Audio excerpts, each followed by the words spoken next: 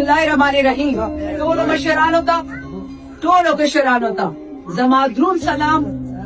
ستاسو د کوم زوی دی، زما ورور دی شهریار افریدي. مونږ جیل کې یو ځای وو، هغه سړو جیل کې وو، زه ښځو جیل کې وم. نو چې کله مونږ جیل نه راووتو نو بختربند ګاډي زموږ یو وه، مونږ عدالت ته تلو. هغه غریب خو 3 میاشتې تېرې کړې، ما خو د 17 ورځې تېرې کړې وې. نو چې کله بختربند کې کېناستو نو کله دې خوا ګوري کله خوا ګوري. ما څه چل دی؟ وایي تا ته نه شم کتلی. ما ولې ما تا ته څه ویلي دي؟ وایي نه، وایي پښتنې ښځې جیل ته نه ځي، مال ځي خو د غریبانانو ځي.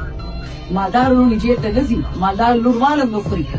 چې کونډه شي نو غریبه تباه برباده شي، چې جیل ته ځي که هسپتال ته د غریب څوک تپوس والا نشته. ما دا ډېر خوښ شو چې زه جیل ته لاړم.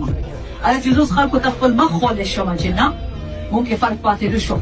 مخکې به ډېر خلکو ویل چې نه د مالدارو یو دنیا او د پیسو غریبانو بله دنیا. او عمران خان بیا دا خبره کوي